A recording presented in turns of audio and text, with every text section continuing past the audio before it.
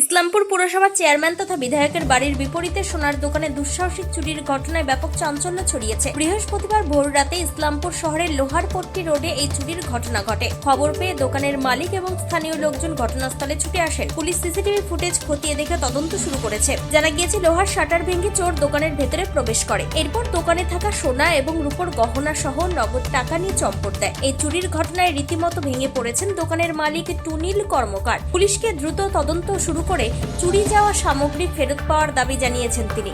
ইতিমধ্যে চুরির একটি সিসিটিভি ফুটেজও এসে পৌঁছেছে টাইমস 14 বাংলার হাতে। এই বিষয়ে বঙ্গীয় স্বর্ণশিল্পী সমিতির ইসলামপুর শাখার সম্পাদক পরিতোষ রায় কি জানাচ্ছেন শুনব। সকালবেলায় শুনতে খবর পেলাম যে এরকম টুনিল কর্মকারের দোকান স্বর্ণদ্বীপ জুয়েলারিতে চুরি হয়ে গেছে, শাটারটা ভেঙে দিছে। আর এটা দুঃসাহসিক ঘটনা, যে একদম সকাল টাইম, মানে মনে হচ্ছে যেটা 5টা থেকে 6টা এইরকম টাইমের মধ্যেই হয়তো হয়েছে, কারণ যেটা ভিডিও ফুটেজ গুলো পাওয়া যাচ্ছে সেই হিসাব মতো সকালবেলাই হয়েছে ঘটনাটা। এটা একটা দুঃসাহসিক ঘটনা। আমরা এর আগেও থানাতে অনেকবার গেছি এবং থানার সঙ্গে আমাদের সবসময় কোঅপারেট থাকে। সেই জায়গায় ইলেকশন পারপাস আমরা থানাতে ইদানিং যোগাযোগটা করতে পারিনি, যার জন্য ডিউটি যেগুলো ছিল বা ডিউটি কারা ছিল সেটাও আমাদের মানে জানা নাই।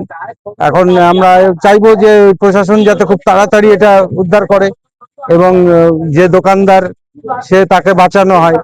কারণ এখন যে পরিস্থিতি, সোনা এবং রূপার যে ভাবে দাম বাড়তেছে, তারপরে বাজারে মার্কেটে যে অবস্থা, সেখানে একজন দোকানদারের চরম ক্ষতি।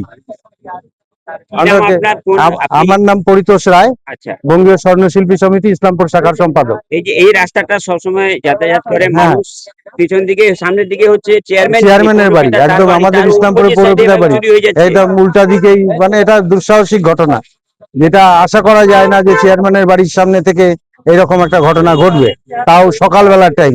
ওই টাইমে তো প্রচুর লোকজন বাজারের যারা হোলসেল ব্যবসা করে তারা এই রাস্তাতে যাতায়াত করে, সবজি ব্যবসায়ীরা যাতায়াত করে, মাছবালারা, প্রচুর লোক যাতায়াত করে এবং 6টা 6:30 বাজতে বাজতে সমস্ত দোকানও খুলে যায়।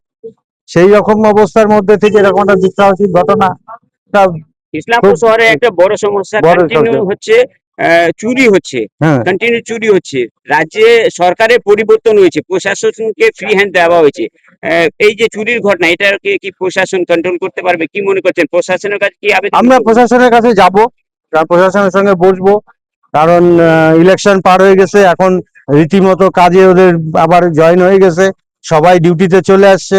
এবার তাদের সঙ্গে আবার আলোচনা করব, নতুন আইসিও আসছে, আমরা তাদের সঙ্গেও আলোচনা করব যাতে এটা খুব তাড়াতাড়ি ব্যবস্থা করা যায় এবং যারা দুষ্কৃতী তাদেরকে ধরা যায়, সেই ব্যবস্থাটা যত তাড়াতাড়ি সম্ভব করতে হবে। দোকানের মালিকের সঙ্গে কথা হয়েছে? হ্যাঁ, মালিকের সঙ্গে কথা হয়েছে। কিরকম কি তাতে আমরা যেটুকুন আভাস পাচ্ছি, তাতে হয়তো 20-25 হাজার টাকা ক্যাশ ছিল, মানে কিছু খুচরা টাকা পয়সা ছিল। আর চান্দির মাল যেটা ছিল তাতে হবে 5-7 কিলো 10 কিলো চান্দি শোকেসে ছিল, মানে কিছু চান্দিও রেডি করে রাখছিল, যেটা আজকে গালায় কারিগরকে কাজ দিবে, যার জন্য চান্দি কিছু জমা করে রাখছিল, সেটা আজকে পিওরিটি করে তারপরে কারিগর, তাতে আমাদের 10 কিলোর উপরে চান্দি স্টক ছিল।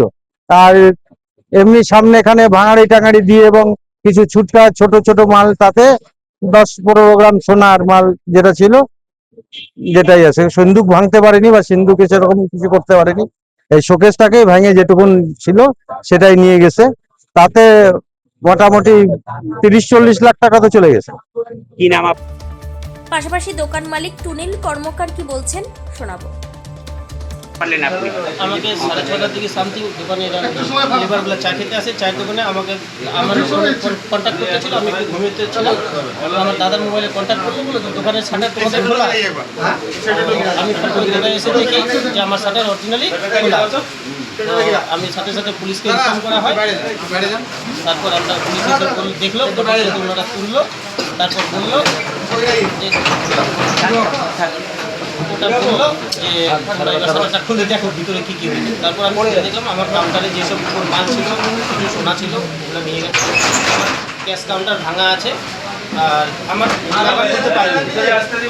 দোকানের নাম কি ছিল আর আপনার নাম কি? দোকানের নাম স্বর্ণদ্বীপ জুয়েলার্স, প্রোপাইটার নাম হচ্ছে সুনীল কর্মকার। আপনার বাড়ি কোথায়? বাড়ি হচ্ছে ওয়ার্ড নাম্বার 4, রতনপল্লী কর্মকার পাড়া। আপনি কি এই দোকানটা ভাড়া দিয়ে করেন? এটা ভাড়া আছে। এই দোকানের মালিক তারা কি উপরেই থাকে? তার উপরে ফ্যামিলি। কটার দিকে ঘটনা হয়েছে কি জানতে পারলেন? আমার ক্যামেরাতে 6টা 20 থেকে 6টা 25 অবধি দেখাচ্ছে।